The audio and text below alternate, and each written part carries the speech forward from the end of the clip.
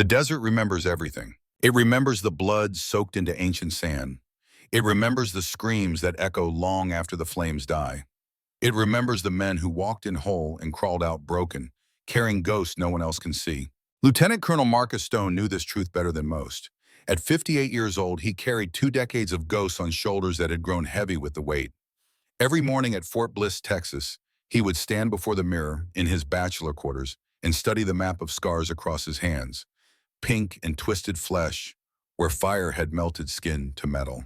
The doctors had done remarkable work. From a distance, you might not notice. But Marcus noticed. Every single day. The hands that had failed to save 5 men. It was November 20th, 2024. 20 years to the day since Fallujah. 20 years since the mistake that defined everything that came after. Marcus had learned to function around the anniversary, the way a man learns to walk with shrapnel lodged near his spine.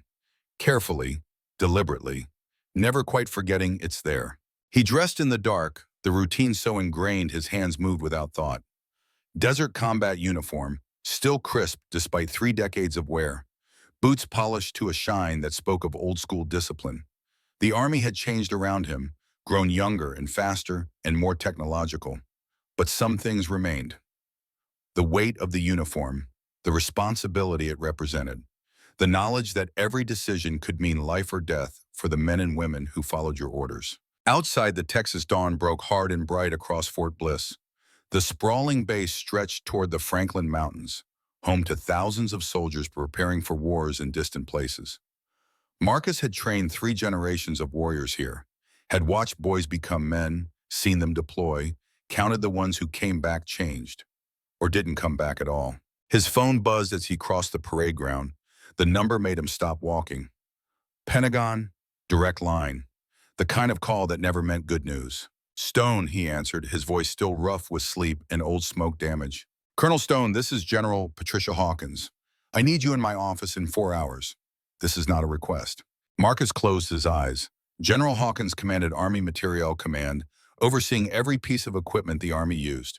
They had served together briefly in the 90s, back when she was a captain with more fire than sense, and he was a cocky lieutenant who thought he knew everything. Time and war had tempered them both, forged them into something harder and more careful. "Ma'am, with respect, I'm 6 months from retirement. Whatever this is, I know exactly how close you are to retirement, Marcus. I also know what day it is. And I know I'm asking anyway. 4 hours, don't make me send MPs.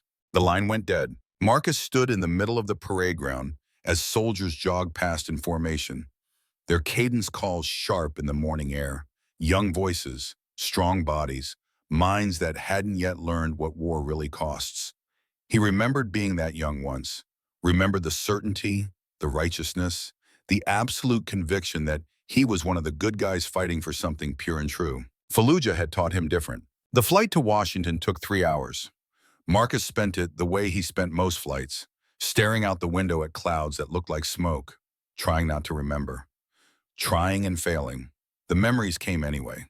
They always did. November 10th, 2004. Operation Phantom Fury. The second battle for Fallujah. The worst urban combat American forces had seen since Vietnam. Marcus had commanded Bradley Fighting Vehicle Warhorse 6, call sign that would haunt him forever. His crew had been good men. The best. Staff Sergeant Tom Hendricks on the gun, calm and professional, and the best man at Marcus's wedding 3 years prior. Private First Class Jake Reeves on the drum, 22 years old with a Texas drawl and a new wife back home. 6 infantrymen in the back, their average age barely 21. The mission had been simple. Extract wounded Marines from a building 3 blocks deep into insurgent-held territory. Standard urban rescue operation. Marcus had done a dozen similar missions that month alone. He knew the streets, knew the threats, knew his vehicle and crew could handle it. What he hadn't known was that ego and impatience could kill just as surely as enemy fire. The cleared route would have taken 15 minutes. Secure, swept for IEDs, covered by Overwatch. But 15 minutes meant Marines bleeding out, meant men dying while he played it safe. So Marcus had made the call, take the shortcut through the alley, cut the time in half, save the Marines faster. The IED had been buried at the alley's midpoint, beneath a pile of rubble that looked like every other pile in a city being systematically destroyed. The explosion had lifted the Bradley's rear end, 30 tons of vehicle tossed like a toy. Marcus remembered the sound first. Not the blast itself, but what came after. The screaming of metal being torn apart. The screaming of men trapped inside metal being consumed by fire. The fuel tank had ruptured. Bradley fighting vehicles ran on diesel, which doesn't explode the way Hollywood pretends. But diesel burns, hot and thick and black. The flames had filled the troop compartment in seconds, turned a armored personnel carrier into an oven, cooked 6 young men alive while Marcus listened to them scream. He had gone back in. The official report confirmed it. Third-degree burns across both hands from trying to wrench open a door handle that had melted into slag. He'd pulled Jake Reeves out first, closest to the hatch, conscious but babbling. Then he'd tried for the others. Tried until his hands wouldn't close anymore. Until the Marines from the Quick Reaction Force had physically dragged him away from the burning vehicle. 5 men had died in that fire. Marcus could still name every one, could see their faces when he closed his eyes, could hear them. Sergeant Tom Hendricks, 31, best man at his wedding. Private First Class David Chen, 19, from San Francisco. Specialist Marcus Johnson, 23, who'd been named after his own grandfather. Private Billy Tackett, 20, rural Kentucky. Corporal James Wright, 24, 3 weeks from going home. The court of inquiry had cleared him. Operational decision within acceptable parameters. No negligence found. But the verdict of official investigations and the verdict of conscience are very different things. Marcus knew what he'd done. He'd been impatient, arrogant, certain that his experience and skill could shortcut past procedure. And 5 men had died because of it. Jake Reeves had survived. Physically, he'd been pulled out first, spared the worst of the fire, but something in him had died in that Bradley anyway. He'd been medically discharged with PTSD 6 months later. And 5 years after that, he'd put a gun in his mouth in a Dallas apartment, leaving behind a widow and a 10-year-old son. Marcus had gone to the funeral, had stood in the back, had avoided the widow's eyes, had carried the knowledge that he'd killed Jake Reeves just as surely as if he'd pulled the trigger himself. The Pentagon was exactly as Marcus remembered, all marble and purpose, and the kind of quiet that speaks of important decisions being made behind closed doors. General Hawkins' office was on the 3rd floor, overlooking the Potomac. She was waiting when he arrived, standing by the window, silhouetted against the gray November sky. "You look like hell, Marcus." "Thank you, ma'am. It's good to see you too." She turned, and Marcus was struck by how much 20 years had changed her. The fire was still there in her eyes, but it was banked now, controlled, channeled into something more dangerous than youthful passion. Patricia Hawkins was 62 years old and had more combat experience than half the Joint Chiefs combined. When she spoke, people listened. When she gave orders, people obeyed. "Sit down. This is going to take a while." Marcus sat. The chair was government issue uncomfortable, probably by design. "I'm pulling you back in, Marcus. 6 months from retirement, I know. I also know what today is, and I know I'm asking anyway. That should tell you how important this is." "I'm listening." General Hawkins activated a screen on her desk. Images appeared, technical diagrams, photographs of an armored vehicle that looked like nothing Marcus had seen in American service. Huge, angular, built like a bunker on treads. "This is the Guardian, heavy armored personnel carrier, 12-man capacity, 60 tons, composite armor package that makes an Abrams tank look under-armored. We've been developing it quietly for 3 years.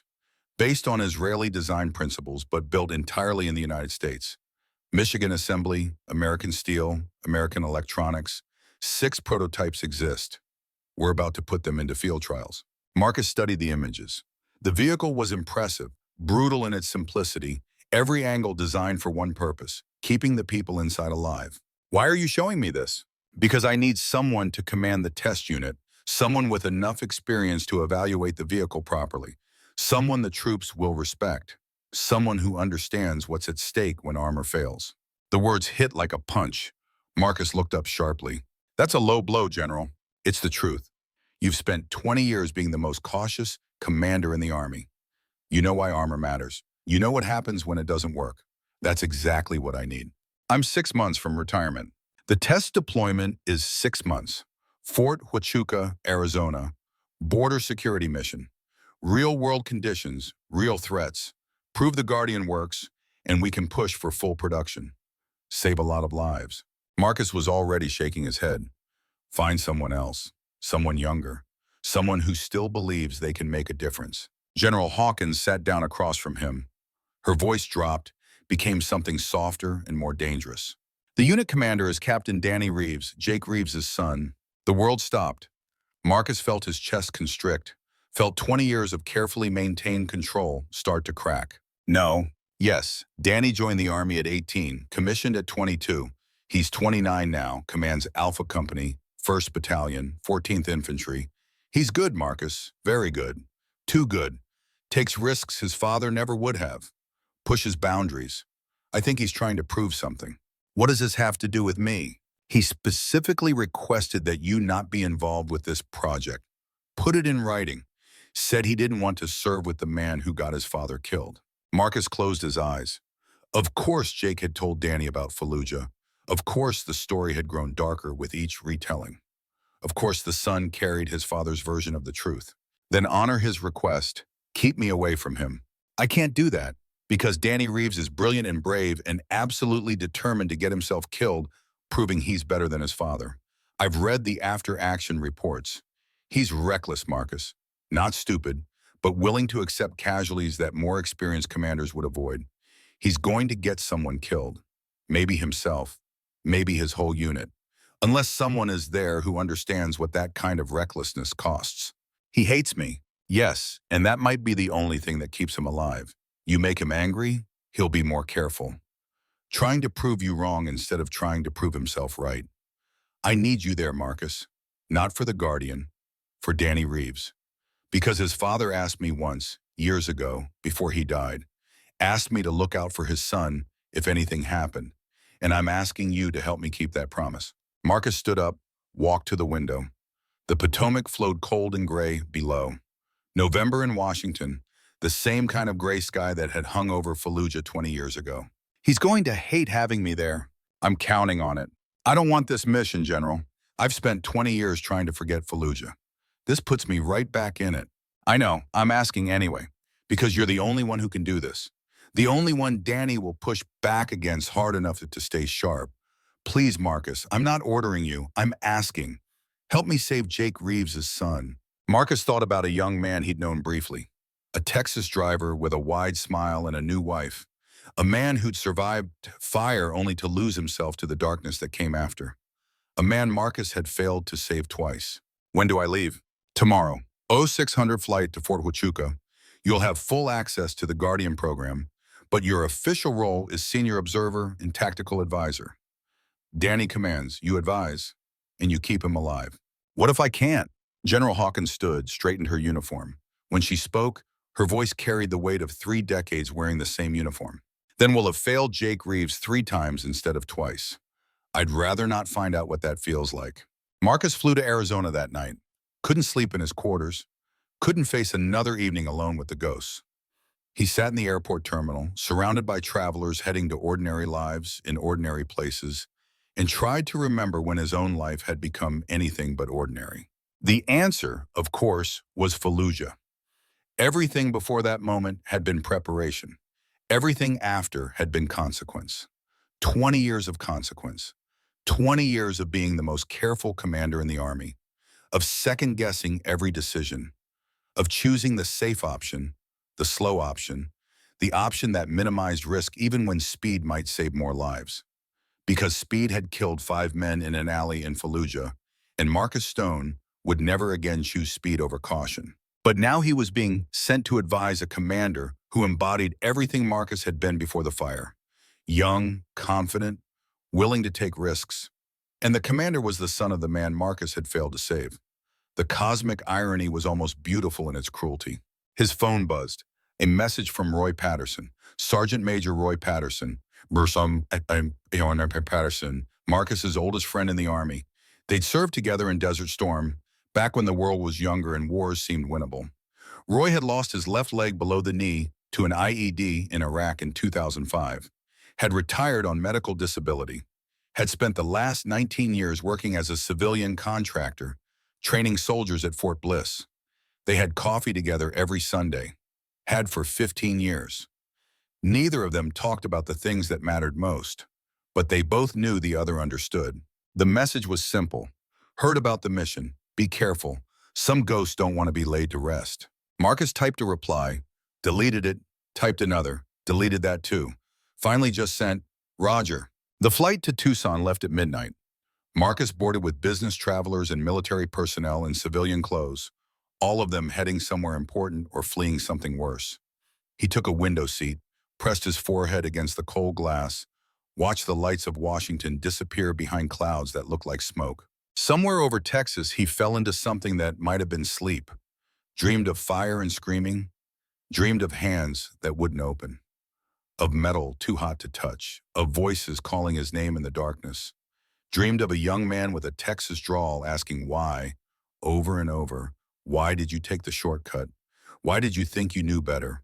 Why are we burning? He woke gasping as the plane descended toward Tucson. The sun was rising over the Sonoran Desert, painting the landscape in shades of copper and gold. Beautiful and harsh and unforgiving. The kind of country that killed the unprepared and merely scarred the cautious. A car was waiting at the airport. Army sedan, driver with the blank professional courtesy of someone who'd been ordered not to make conversation. They drove south through Tucson, then east toward Fort Huachuca. The landscape shifted from urban sprawl to high desert, saguaro cacti standing like sentinels, mountains rising purple and distant against the morning sky. Fort Huachuca sat in the Huachuca Mountains, a sprawling installation that had served since the Apache Wars.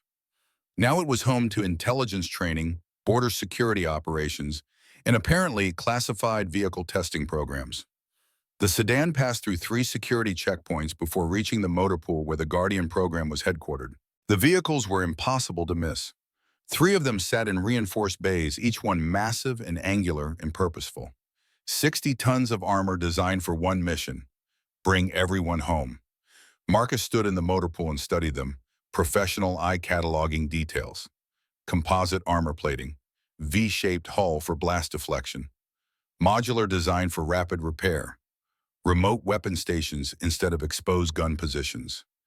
Everything about the design spoke of lessons learned in blood. Israeli lessons maybe, but universal truths. When your country is small and every soldier matters, you build vehicles that don't trade lives for cost savings. And impressive, aren't they? Marcus turned. A woman in her late 40s stood behind him, civilian clothes but military bearing. She extended a hand. Dr. Elena Vasquez, lead engineer on the Guardian program. You must be Colonel Stone. Her grip was firm, her eyes sharp with the kind of intelligence that misses nothing. Mexican-American, Marcus guessed from her features and slight accent. Probably grew up near the border. Probably understood better than most what it meant to protect it.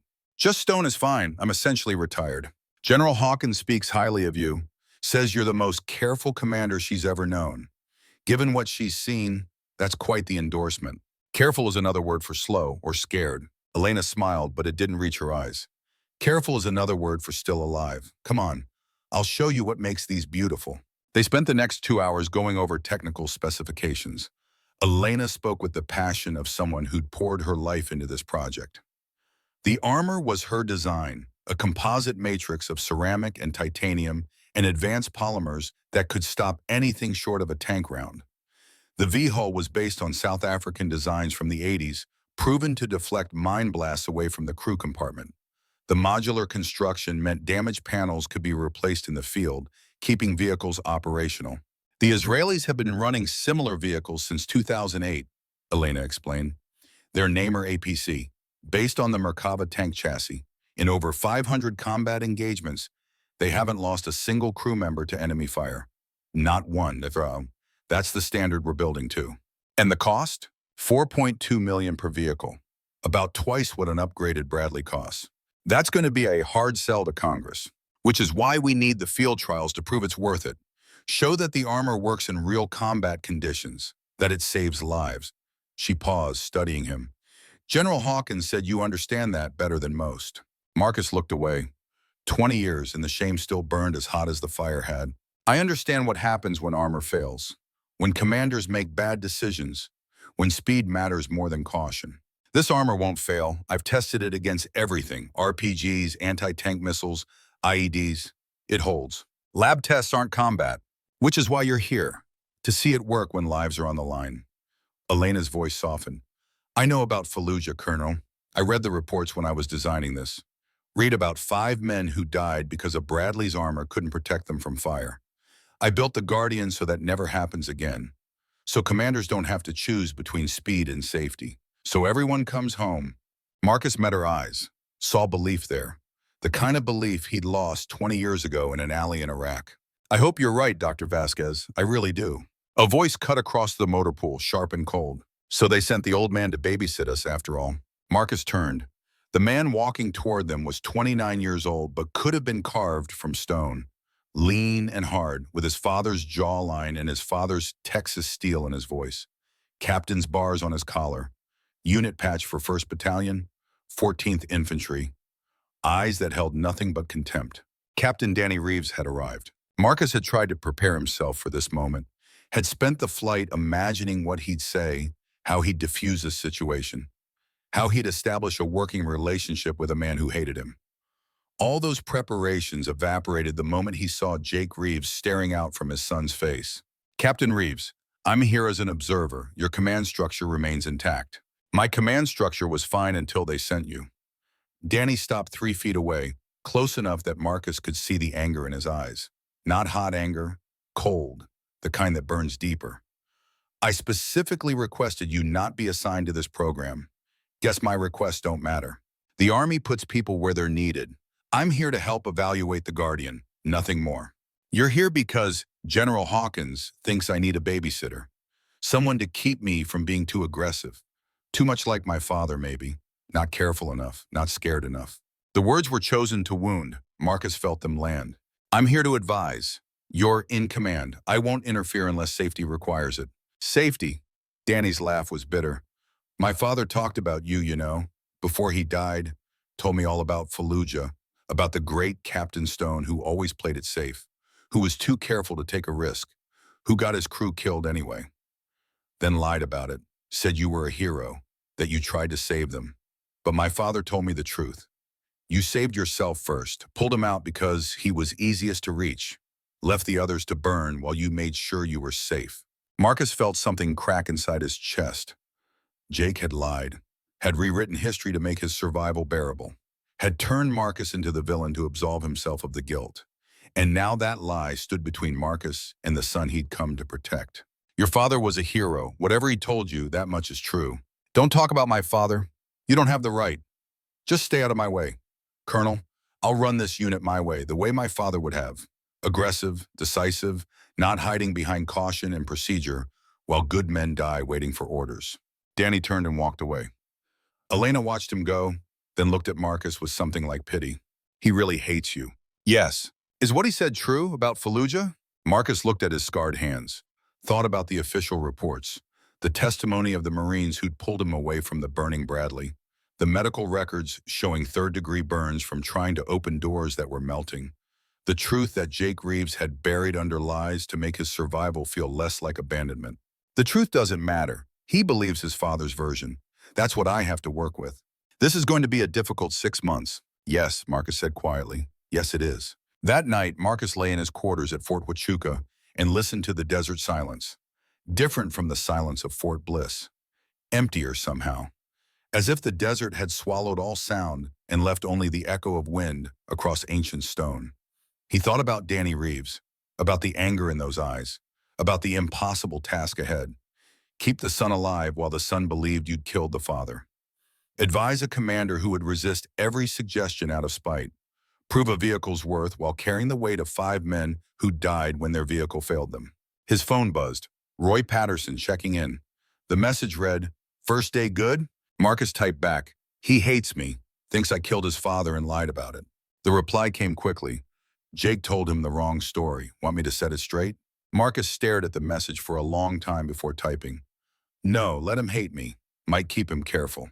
That's a hell of a way to do penance. It's the only way I have left. He put the phone away, closed his eyes, waited for sleep that wouldn't come, saw fire instead, heard screaming, felt the heat of metal melting under his hands, smelled burning fuel and burning flesh, and the particular smell of his own skin cooking. Somewhere in the darkness, 5 ghosts stood watching, waiting to see if he could save the 6th, waiting to see if 2 decades of penance would be enough, waiting to see if the iron vow he'd made in a Fallujah alley would hold one more time.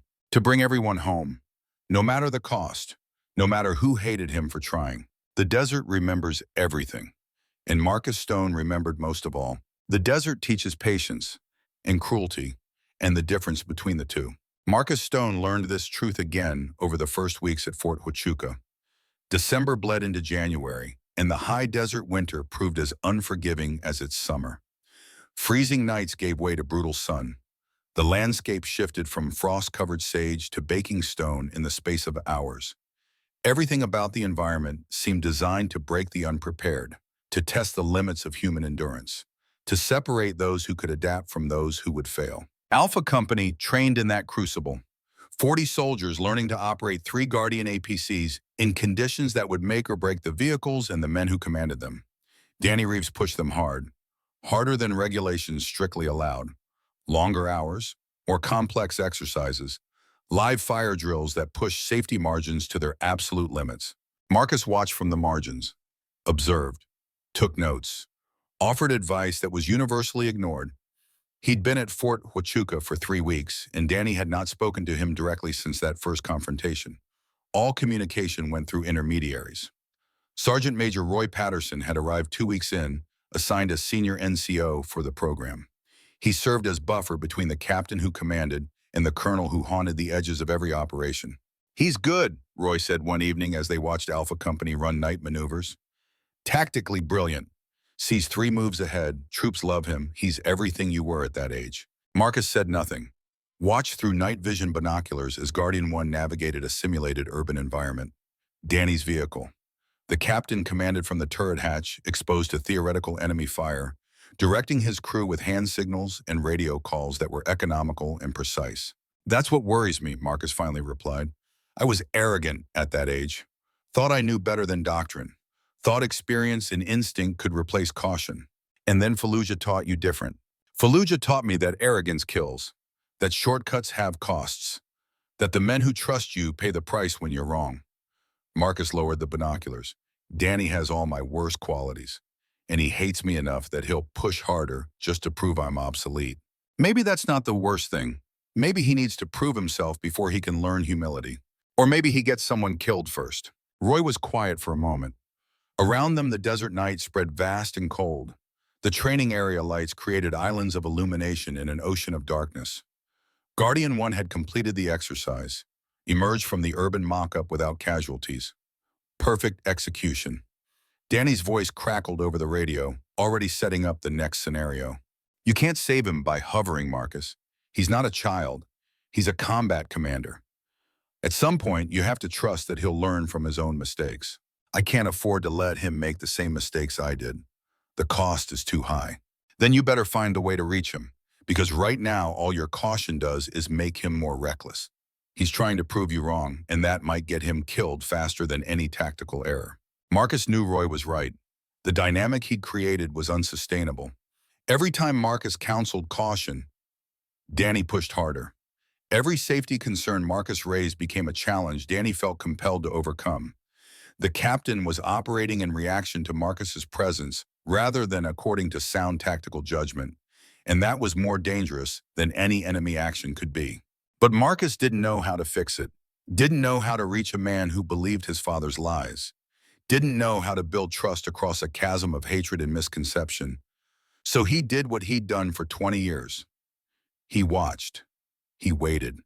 He tried to be ready for the moment when caution would matter most. That moment came sooner than anyone expected. The briefing room at Fort Huachuca was standard military issue: uncomfortable chairs, fluorescent lights, a podium at the front with maps and screens.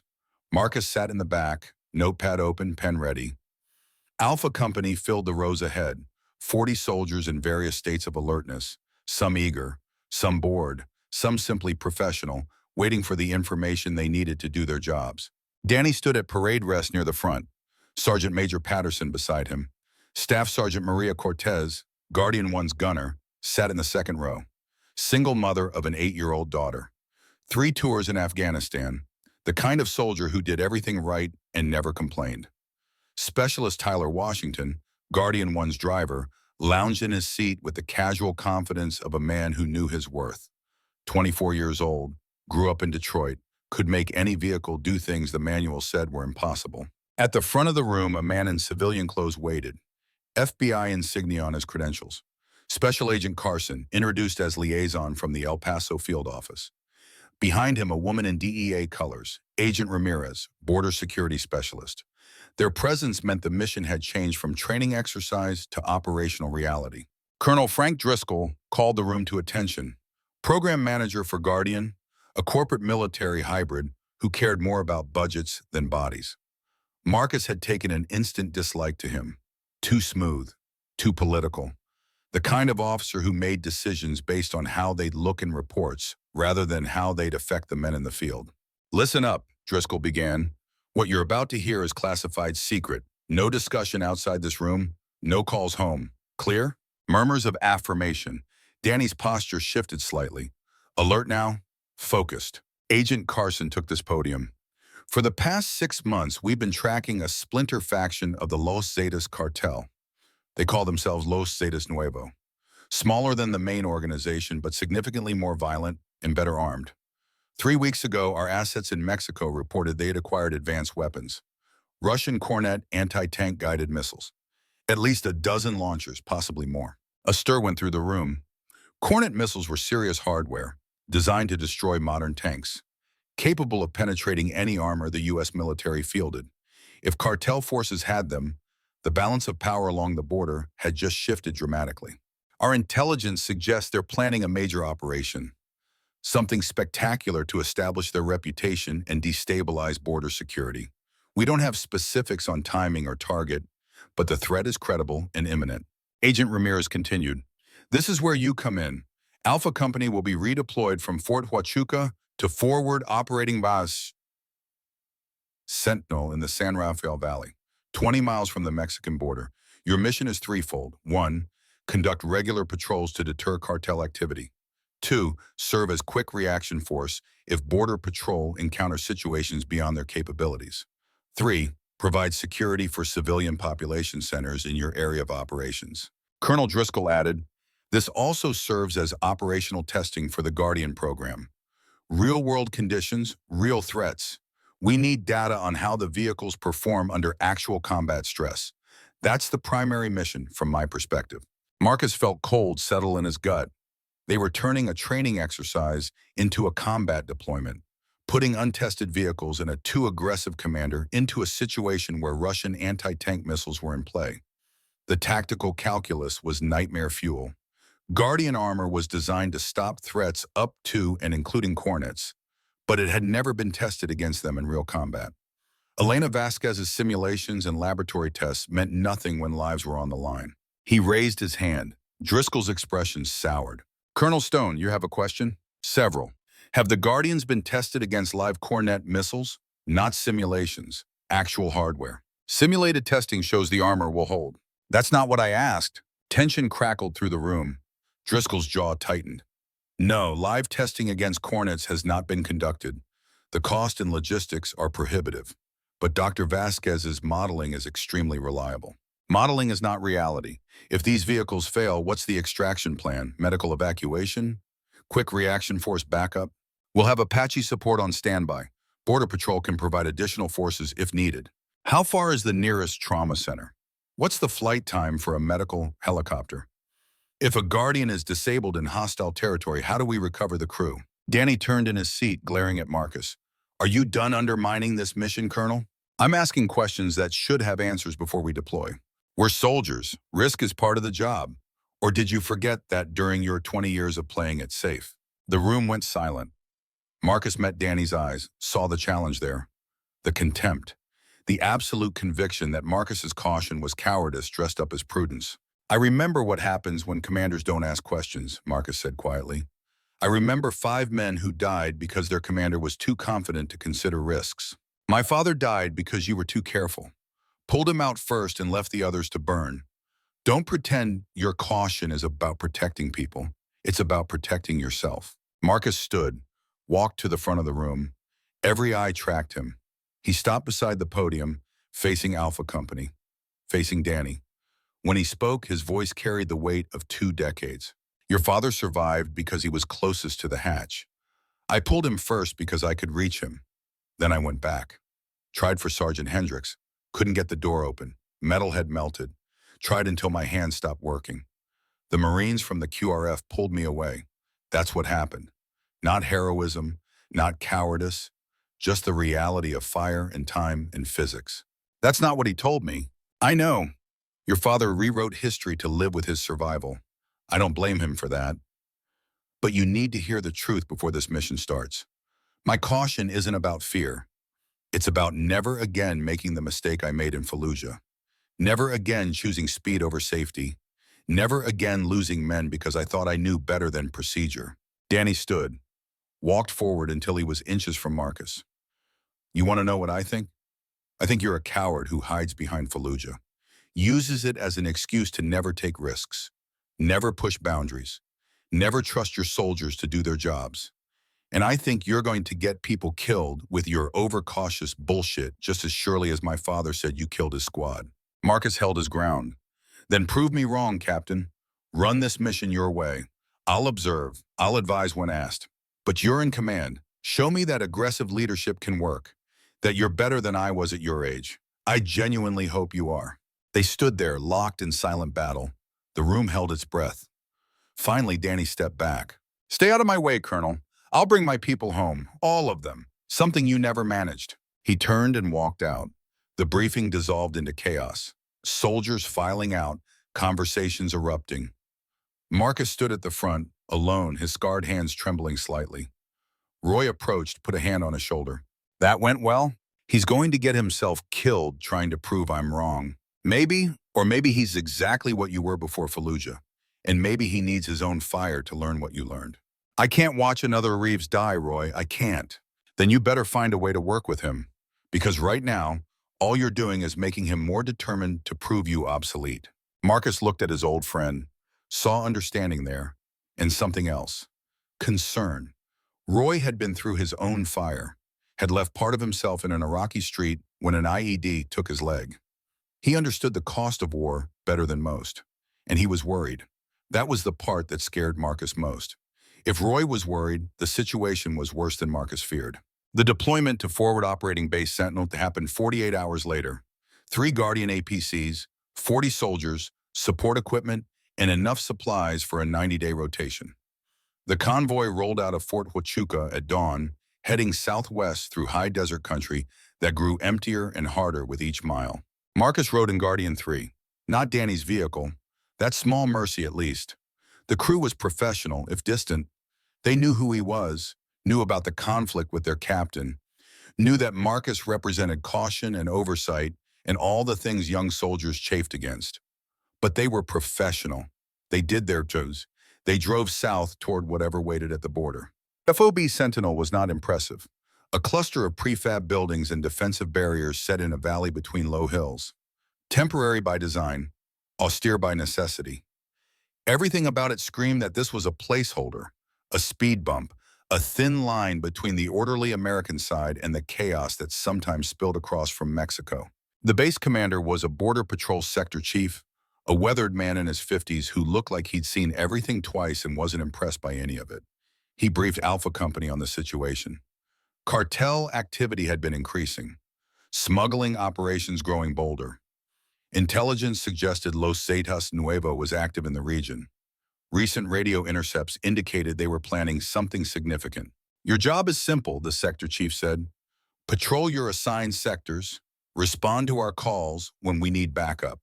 And for God's sake, don't start an international incident by crossing the border without authorization.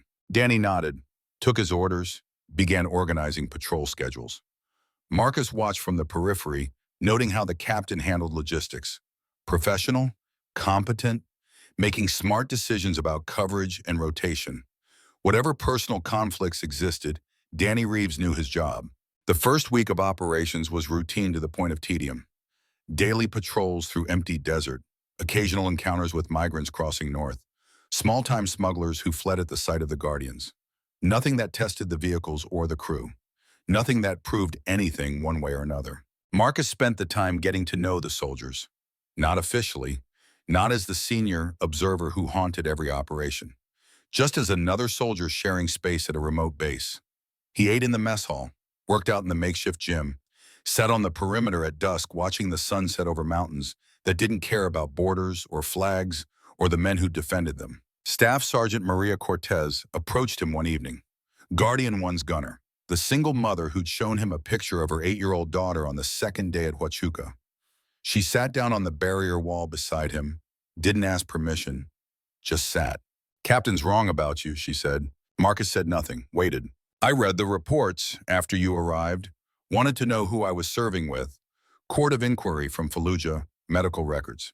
Testimony from the Marines who pulled you off that Bradley. You went back in 3 times, only stopped because you physically couldn't hold on to the door handle anymore. That's not cowardice."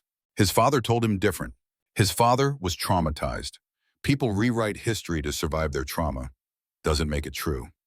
She was quiet for a moment. "I've got a daughter, 8 years old, lives with my mom in Phoenix while I'm deployed. Every mission I run, I think about her. Think about whether the risk is worth it, whether aggressive tactics that might save time are worth the chance of her growing up without a mother." "What does that have to do with me?" Captain Reeves is brave, brilliant even, but he doesn't think like a parent. He thinks like a man who has something to prove. You think like someone who knows what it costs when you get it wrong. I trust that more than I trust bravery. She stood, walked away before Marcus could respond, left him sitting on the barrier wall as darkness settled over the desert, thinking about 8-year-old daughters and the men and women who fought to come home to them. The routine shattered on February 15th. Night patrol, Guardian 1, 2, and 3, running a sector sweep along a canyon network 20 miles from base. Standard route, covered a dozen times already. Intelligence suggested cartel smuggling through the area. The mission was simple: show presence, deter activity, return to base. Marcus was in Guardian 3. Danny commanded Guardian 1. The convoy moved through the darkness with lights off, night vision turning the world green and ghostly. Radio chatter minimal, professional, everything by the book. Guardian 1 led. Danny's vehicle always led. The captain believed in commanding from the front, exposing himself to danger before asking his soldiers to face it. It was admirable. It was also tactically questionable. Leaders who get killed in the first minutes of an ambush can't command for the rest of the fight. The canyon narrowed, steep walls on both sides, limited sight lines, limited maneuver room. Every tactical manual in existence screamed that this was ambush country. Marcus spoke into his radio. Guardian 1, recommend we hold position and send dismounts to clear the high ground before proceeding. Danny's voice came back clipped and cold. Negative, we've run this route 12 times. No contact. We're moving through. This is textbook ambush terrain. Request permission to... Your request is noted and denied, Colonel. We're on a schedule. Guardian 1 is proceeding. 2 and 3 will follow. Out. Roy's voice came over the command channel. Marcus, let it go. He's in command. Marcus wanted to argue, wanted to pull rank, stop the convoy, force them to follow proper procedure. But he'd promised to observe, promised to let Danny command, promised to not interfere unless absolutely necessary. And nothing had happened yet. This was just bad ground and worse instincts. Not yet an emergency. Guardian 1 entered the canyon throat. 200 meters of narrow passage with steep walls rising on both sides. Perfect kill zone for anyone with patience and position. Guardian 2 followed at 50-meter spacing. Guardian 3, with Marcus aboard, began its approach. The IED detonated under Guardian 3's right rear quarter. The world became noise and violence and chaos. The blast wave lifted 30 tons of vehicle, slammed it sideways into the canyon wall. Marcus felt his spine compress, tasted blood, heard ringing that drowned out everything else. The V-hull design worked. The blast deflected down and out. The crew compartment held. But the vehicle was immobilized, right side track blown clear, armor panels hanging loose. Before Marcus could process, before he could reach for the radio, before he could do anything but bleed and shake, the night exploded with gunfire. Ambush. Textbook perfect. Cartel fighters on both canyon rims. RPGs and automatic weapons in focused, disciplined fire that spoke of professional soldiers rather than gang thugs. Guardian 2 took 3 RPG hits in the first 10 seconds. The missiles detonated against composite armor that held but transmitted shock through the vehicle. Guardian 1 reversed hard, trying to back out of the kill zone, took 2 RPGs to its front glacis. Marcus grabbed his rifle, kicked open the rear ramp of Guardian 3, smoke and dust and the sharp chemical smell of explosives. The crew was moving, training overriding shock. The driver called damage reports. The gunner traversed the remote weapon station, returning fire. Infantry spilled out, taking cover behind the disabled vehicle. On the radio, chaos. Multiple voices, damage reports, contact calls, and through it all, Danny's voice, trying to maintain control, trying to organize a defense against an ambush that had been perfectly executed. Guardian 2 suppressed the North Ridge. Guardian 3 status? Marcus keyed his radio. 3 is immobilized, crew intact, taking fire from both flanks. Can you move? Negative, right track is gone. A new sound cut through the gunfire, different from RPGs, sharper, faster. Marcus's blood froze because he knew that sound from intelligence briefings and worst-case scenario planning. Kornet missile launch. The Russian-made anti-tank guided missile streaked out of the darkness, motor flare bright against the night. It covered 400 meters in under 2 seconds, struck Guardian 2's side armor with the focused fury of a shaped charge designed to penetrate modern tank armor. The explosion was massive, brilliant, the kind of impact that should have punched through, turned the crew compartment into hell, killed everyone inside. Should have. Guardian 2 rocked on its suspension. Smoke billowed. Alarm screamed. But when the smoke cleared, the vehicle still stood. Armor scorched. Outer panels destroyed. But no penetration. No catastrophic kill. The crew was alive. Marcus stared. Elena Vasquez's armor design had just stopped a Kornet missile. Lab tests and simulations had become reality. The Guardian could take a hit that would kill any other APC in the American inventory and keep its crew alive. But there was no time to marvel. A second Kornet launch, this one targeting Guardian 1, Danny's vehicle. The missile hit the front glacis, the thickest armor, the part of the vehicle designed to take the worst punishment. Another massive explosion, another cloud of smoke and debris. Marcus watched, heart stopped, waiting to see if the vehicle had held, or if he was about to watch Jake Reeves' son die the way he'd failed to save the father. Guardian 1's engine roared. The vehicle surged forward, out of the smoke, armor scarred but intact. Danny's voice on the radio, shaken but functional. All Guardians, I have eyes on Kornet positions. High ground, north rim, 400 meters. Guardian 1 engaging. The remote weapon station on Danny's vehicle opened fire. 50 caliber rounds and 40mm grenades walking up the canyon wall toward the anti-tank team. Suppressing fire, aggressive and accurate and exactly what the situation needed. Marcus made his decision, stopped being an observer, became a commander. Guardian 1, fall back 50 meters. Use smoke. Guardian 2, suppressing fire on South Ridge. I'll coordinate our infantry to flank north. Colonel, I have operational command, and I have tactical experience in ambush response. Fall back now or we lose people. Do it. A hesitation. 2 seconds that felt like hours. Then Danny's voice, tight with controlled rage but professional. Guardian 1 falling back, popping smoke. The next 10 minutes were brutal. Coordinated response to a well-planned ambush. Guardian crews doing their jobs. Infantry moving under fire. Marcus directing from Guardian 3's position, using 20 years of experience to counter the cartel's attack. Apache helicopter support finally arrived, heavy weapons from above breaking the ambush. The cartel fighters melted away into the darkness, professional enough to know when they'd lost the initiative. When the shooting stopped, Marcus did a head count. 40 soldiers deployed, 40 still alive, injuries, concussions, 1 broken arm from being thrown against a bulkhead, but alive, all of them alive. 3 Guardian APCs had taken a dozen RPG hits and 2 Kornet anti-tank missiles. All 3 were functional, 1 immobilized but repairable. 0 penetrations, 0 crew fatalities. Elena Vasquez's armor had passed its first real test. Marcus found Danny standing beside Guardian 1, staring at the impact crater where a Kornet had hit. The captain's hands were shaking. Adrenaline crash, the same thing that happened to everyone after their first real contact. After the moment when you realize how close death came and how lucky you were to miss it. We should be dead, Danny said, not looking at Marcus, just stating fact. Yes. That Kornet hit 3 feet from where I was sitting. Should have gone right through, killed everyone in the crew compartment. Should have. Danny finally looked at him. The hatred was still there, but something else too. Something that might have been the beginning of respect. Or at least the recognition that Marcus understood things Danny was only now learning. You took command, in the middle of contact, overrode my authority. Yes, I should file an official complaint. You violated the chain of command. File it. I'll accept whatever consequences come. But your people are alive. That matters more than my career. Danny was quiet for a long moment. Around them, Alpha Company worked to secure the area. Treat casualties. Assess damage.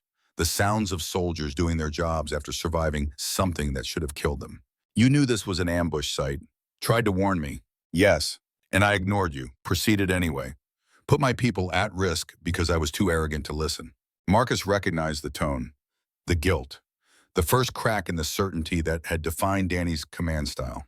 The moment when a young officer realizes that decisions have consequences and lives depend on getting it right. You learn. That's what matters. Next time, you'll listen to your instincts about terrain. You'll take the extra time to do it right. Next time. Like there's always going to be a next time. Like we'll always be this lucky. Luck is what you call it when preparation meets opportunity. Your crews trained well. The vehicles held. Apache support came through. Those aren't luck. Those are systems working the way they should. Danny turned fully toward Marcus. Why did you really come on this mission? The real reason, not the official justification. Marcus looked at the young man who carried his father's face and his father's ghosts. Thought about lies and truth and the distance between them. Decided on honesty. Your father asked General Hawkins to look after you if anything happened to him. She asked me, because I owe your father everything, and because I couldn't save him. But I can save you. That's why I'm here. My father hated you, told me you were a coward. Your father was traumatized. He blamed me to survive his guilt. I don't fault him for that, but you deserve to know the truth. Ask Sergeant Major Patterson. He was in the QRF that pulled me off the Bradley. He'll tell you what really happened. I already asked him. Weeks ago, he told me. Danny's voice was barely a whisper. He told me you went in 3 times. Told me about your hands. Told me my father made up a different story because he couldn't live with being the one who survived. Marcus felt the world shift. You knew. This whole time, you knew the truth.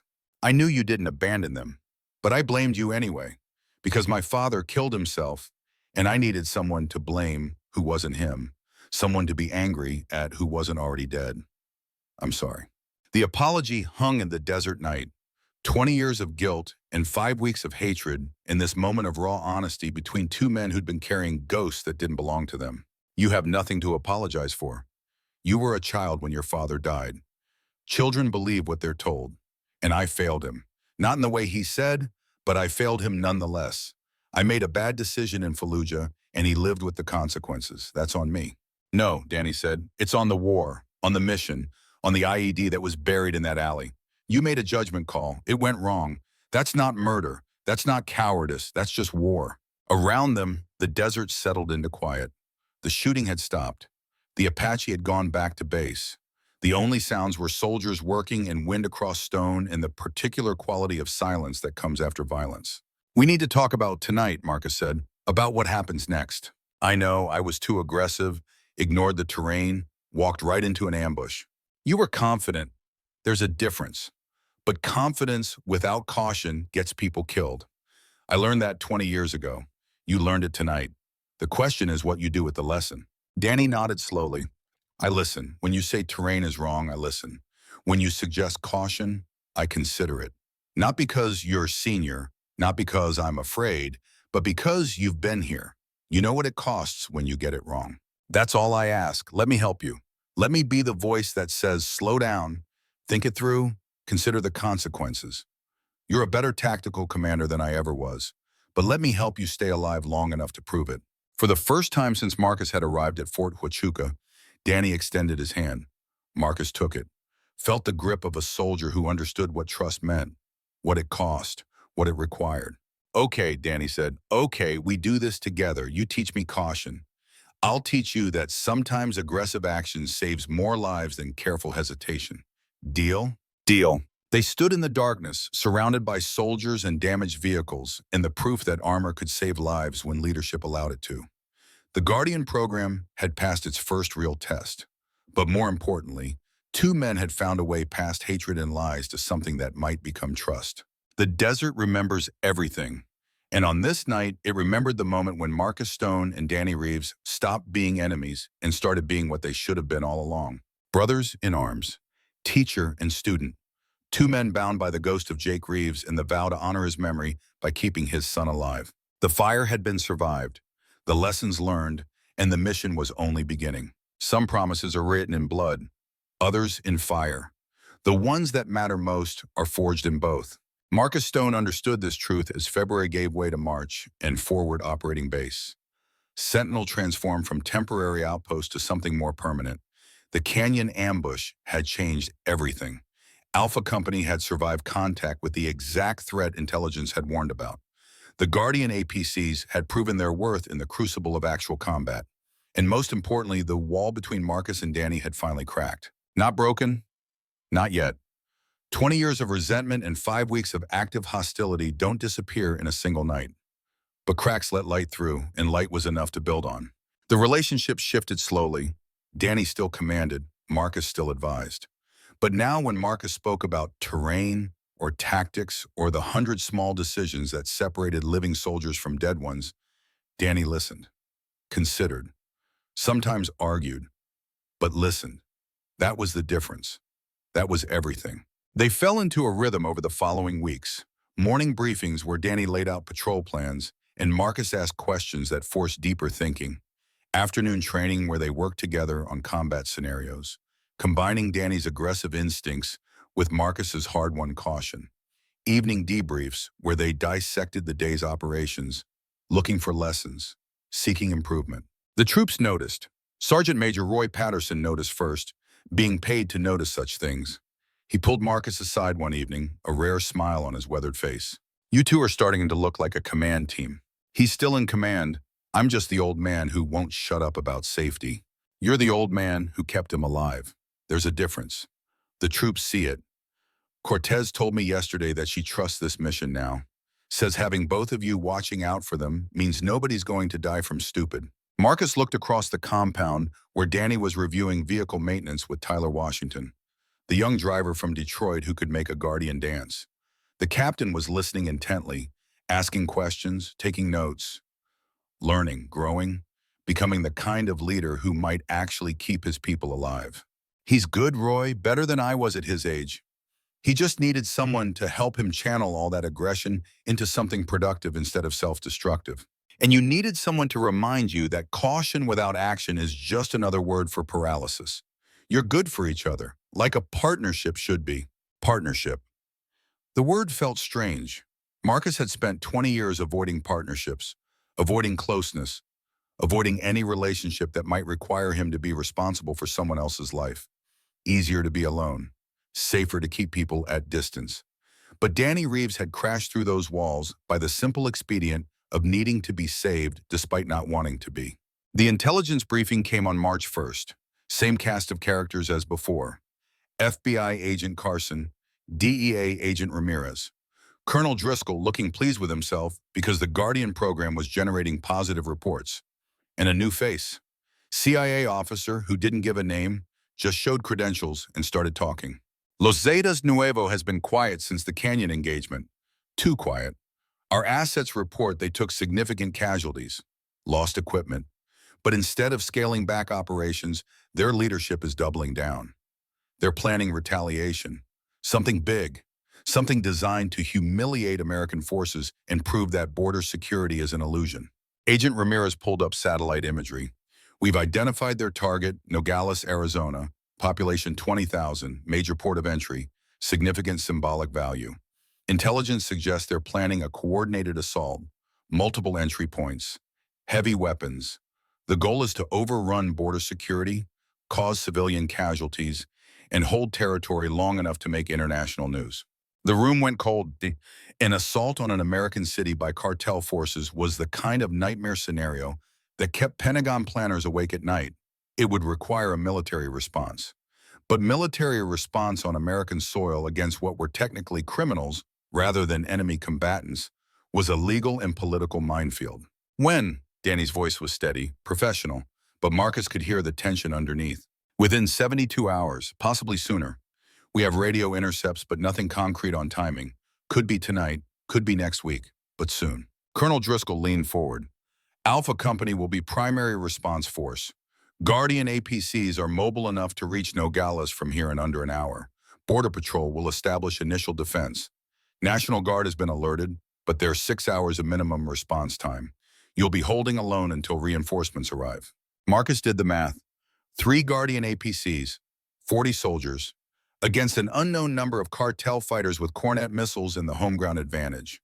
The tactical balance was nightmare fuel, but the alternative was letting a city burn while politicians argued about jurisdiction and rules of engagement. Apache support? Marcus asked. 2 birds on standby, but they're based at Fort Huachuca. 30-minute flight time minimum once their wheels up.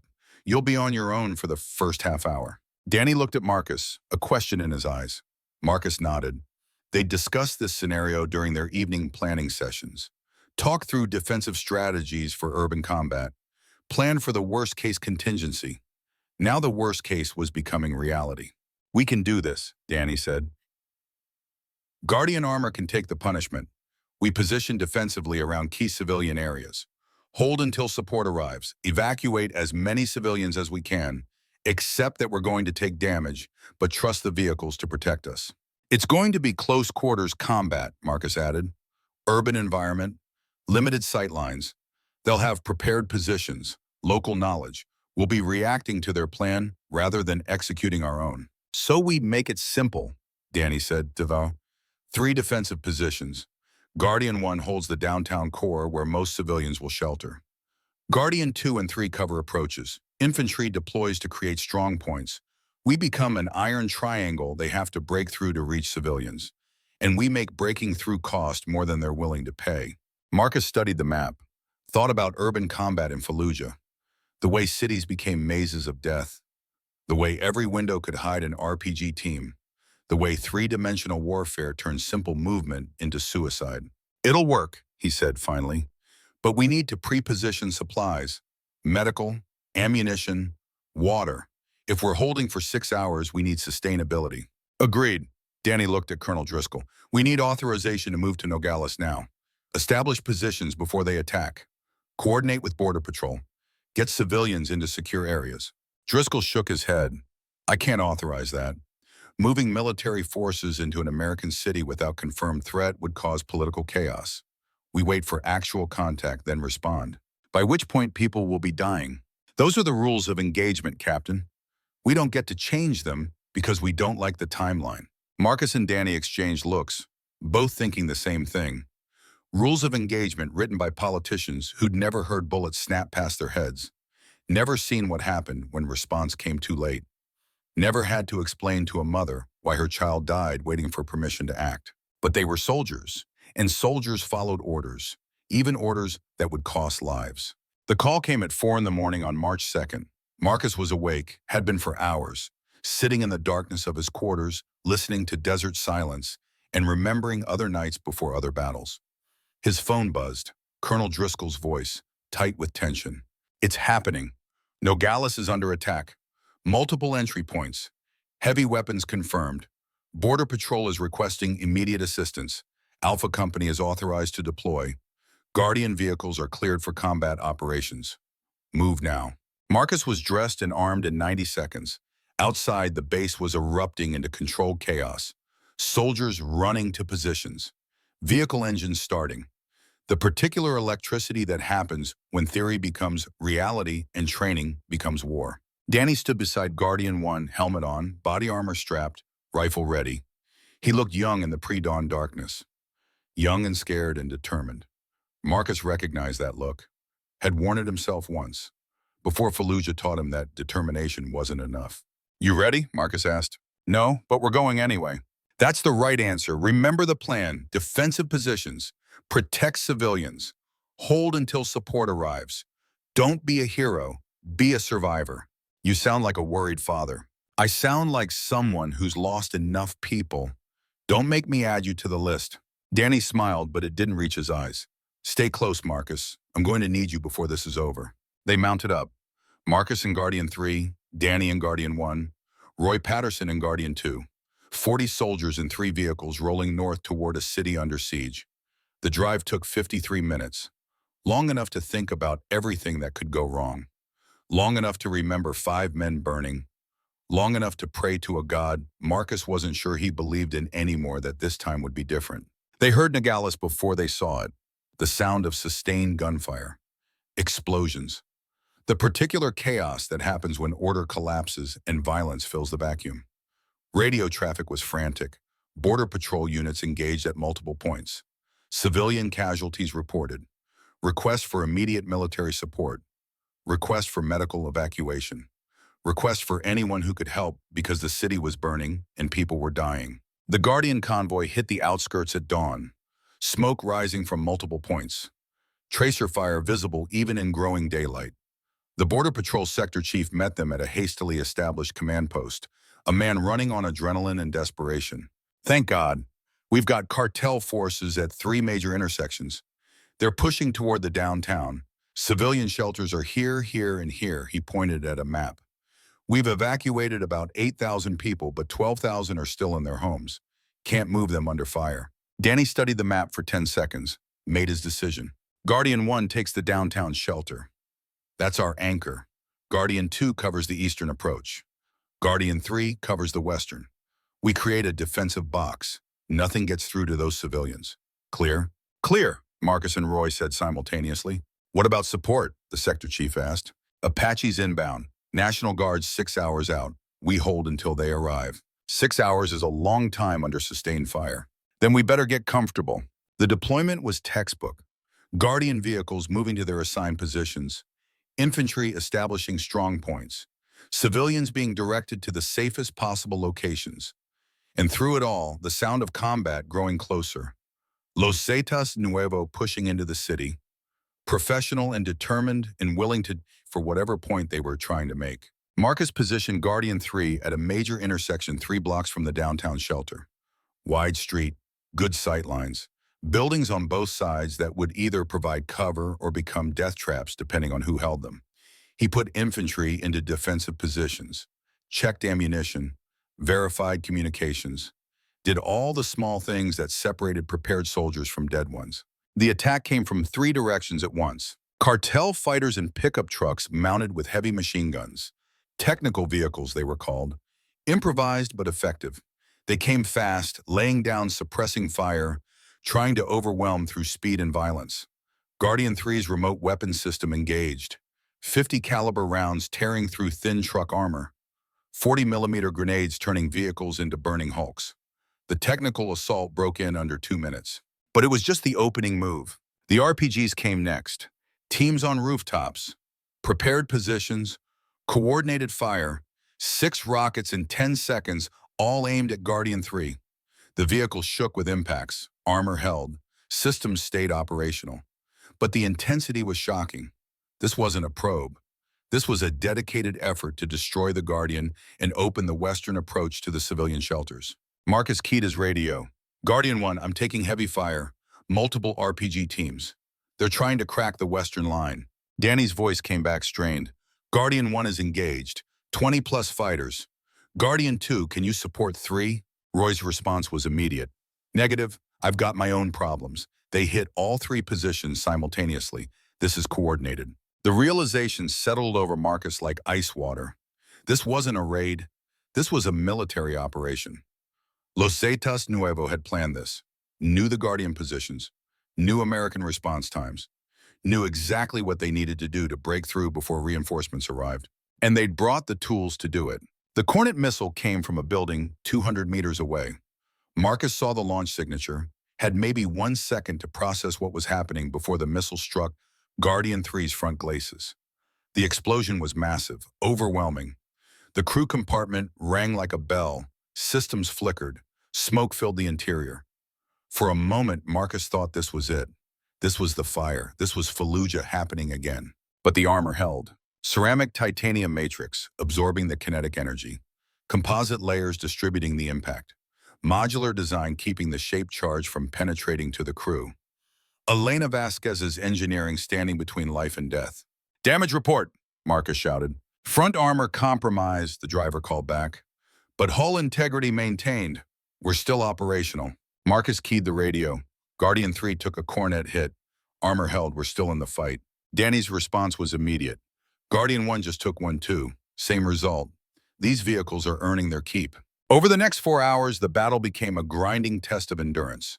Cartel forces probing, attacking, falling back, attacking again. Guardian APCs taking punishment that would have destroyed any other vehicle in the American inventory. The armor held, the crews held, the line held. But it was close, so terribly close. Guardian 2 took 3 Kornet hits.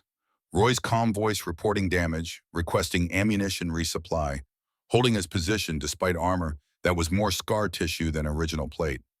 Guardian 1 took 5 hits. Danny's younger voice growing hoarser with each radio call, but never wavering, never breaking, holding the downtown shelter like it was the last piece of ground on Earth. Guardian 3 took 4 hits. Marcus commanded from inside smoke and heat in the constant ringing of impacts against armor. Directed infantry, coordinated fire support, kept the western approach closed through sheer stubborn refusal to yield. And soldiers died, not in the Guardians. The armor kept crew safe, but infantry exposed outside the vehicles paid the price. Private Sam Okonkwo, the 20-year-old Nigerian immigrant who'd come to America seeking safety and found purpose, killed by sniper fire while moving between positions. 2 more soldiers Marcus didn't know as well. Young men who trusted their leadership and paid the ultimate price. Each death hit Marcus like a physical blow. Each name added to the list he carried. Each face joining the ghost that haunted his sleep. But there was no time to grieve, no time to process, only time to keep fighting, keep holding, keep trying to save everyone else. The Apache helicopters arrived at hour 5, changed the equation completely. Heavy weapons from the air-breaking cartel positions. The tide turning. Los Zetas Nuevo fighters retreating back across the border, leaving 40 dead in the wreckage of their assault scattered across Nogales. National Guard arrived at hour 6. Fresh troops, more vehicles, medical support, the professionals taking over from the desperate holding action that Alpha Company had mounted. When the shooting finally stopped, Marcus climbed out of Guardian 3 and surveyed what they'd held. A city scarred but standing. Civilian casualties minimal because the Guardian line had held. 12,000 people who would go home to their families because 40 soldiers had refused to break. He found Danny standing beside Guardian 1.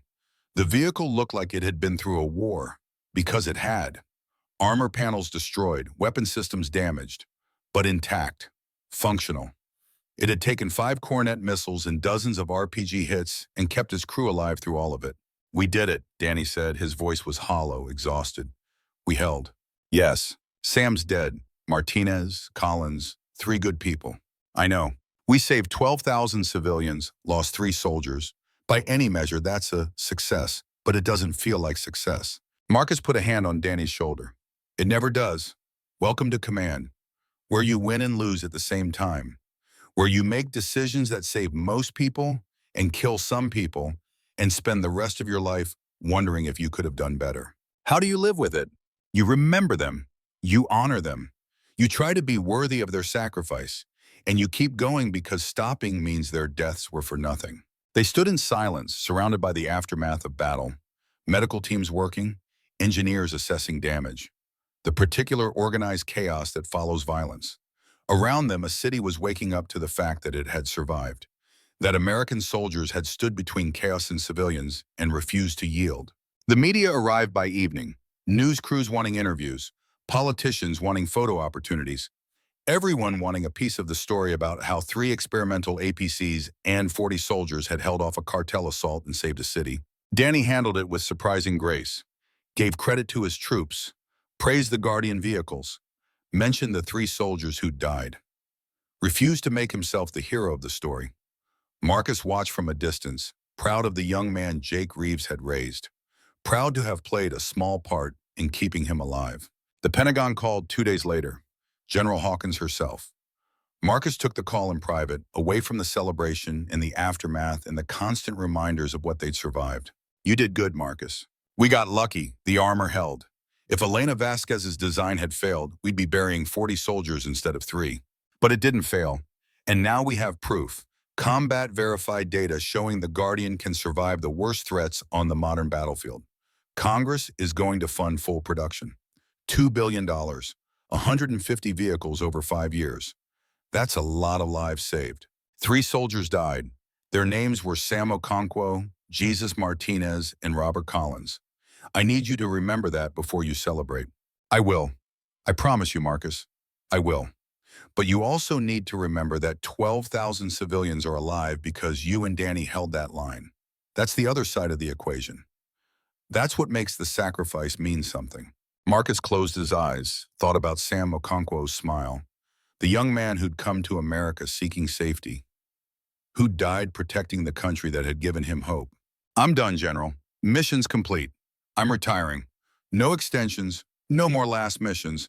I'm 60 days from terminal leave and I'm taking every day of it. I understand you've earned it, but before you go, there's something you need to do.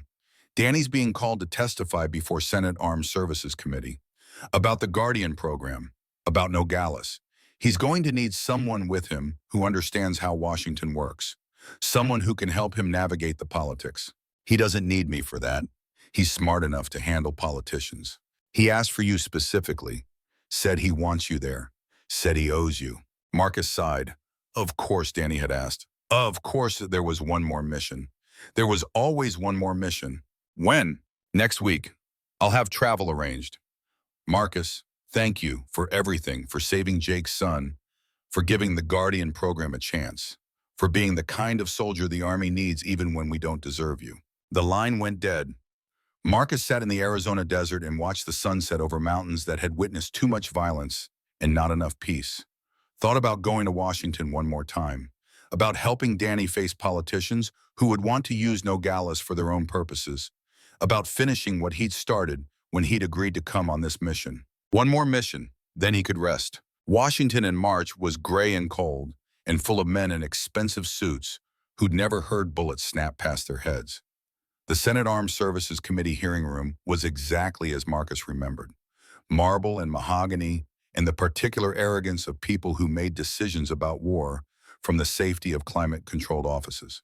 Danny testified first, calm and professional and devastating in his simplicity, described the assault, the Guardian performance, the 3 soldiers who'd died, the 12,000 civilians who'd lived, showed photographs of Kornet impact craters on armor that it held, spoke truth to power in a way that made several senators visibly uncomfortable. Then came the questions. Most were supportive, some were hostile. Senator from Michigan, where defense contractors built Bradley variants, wanted to know why America needed expensive Israeli-inspired designs when domestic options existed. Danny's answer was simple. Because domestic options don't stop Kornet missiles, and soldiers deserve vehicles that bring them home. The senator pushed back, talked about cost, about production capacity, about jobs in his district, made it clear he cared more about economics than lives. Marcus found himself standing, walking to the witness table, asking permission to speak. The committee chair, surprised, granted it. My name is Lieutenant Colonel Marcus Stone. I've served 35 years. I commanded a Bradley fighting vehicle in Fallujah in 2004. Made a decision that got 5 men killed because the armor couldn't protect them from fire. I've lived with their deaths every day since. The room went silent. Marcus continued. At Nogales, Captain Reeves commanded Guardian APCs under sustained attack. His vehicles took 14 Kornet hits, dozens of RPG strikes. The armor held. 3 soldiers died, but they died outside the vehicles. Everyone inside came home. That's the difference. That's what $4.2 million buys. The chance to not spend 20 years hearing the screams of men burning to death because you chose the cheaper option. He looked directly at the senator from Michigan. You want to talk about Boston? Fine, let's talk about it. How much is a soldier's life worth? How much is not having to write letters to parents explaining why their son died? How much is not waking up every night hearing screams? Put a number on that, Senator. I'll wait. The hearing room erupted, some in applause, some in outrage. The committee chair called for order. But the moment was captured. The clip would go viral. 10 million views in 48 hours. Marcus Stone's testimony becoming the definitive statement on the Guardian program. Congress funded it, $2.1 billion, full production authorization.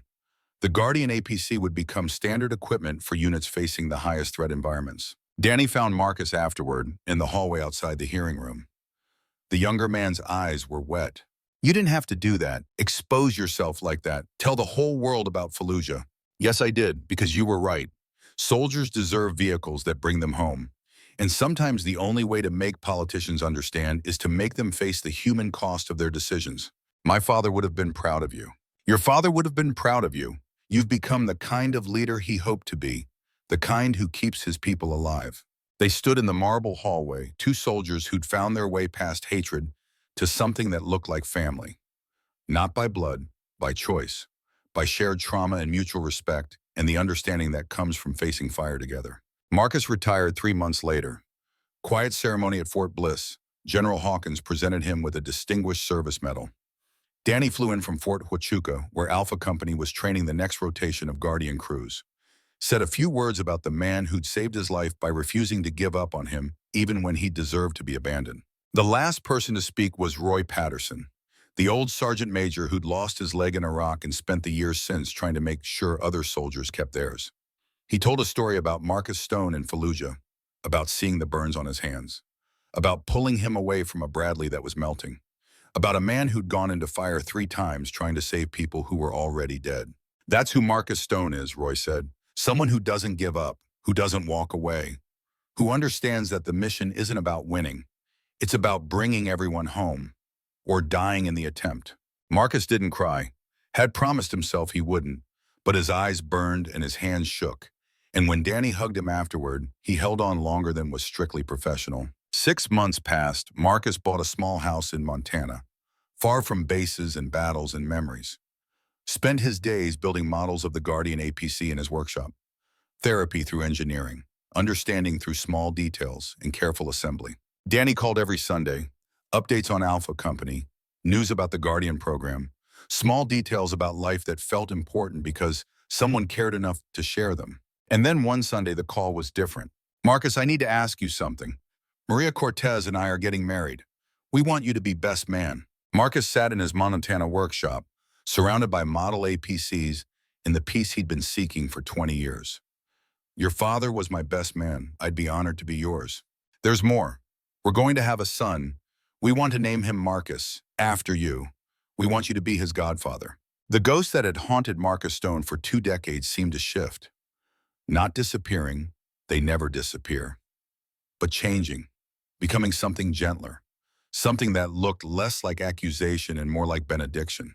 I don't know what to say. Say yes. Say you'll be part of our family. Say you'll teach our son what you taught me. That courage isn't about fearlessness. It's about being terrified and standing anyway. About protecting the people you love even when it costs everything. Yes, Marcus said. Yes to all of it.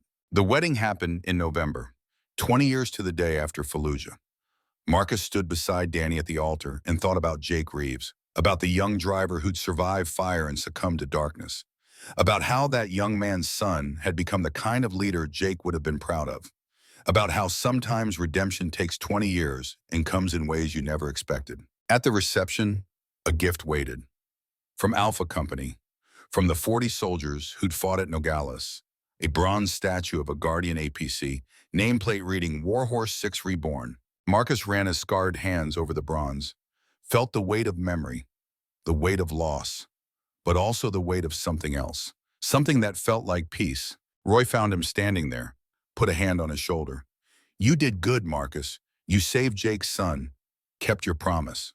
We saved each other. He taught me that caution without action is just another kind of cowardice. I taught him that action without thought is just another kind of suicide. We found balance. That's what brothers do.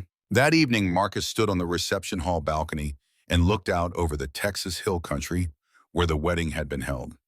Maria Cortez, now Maria Reeves, came to stand beside him, 8 months pregnant, glowing with the particular joy of a woman carrying new life.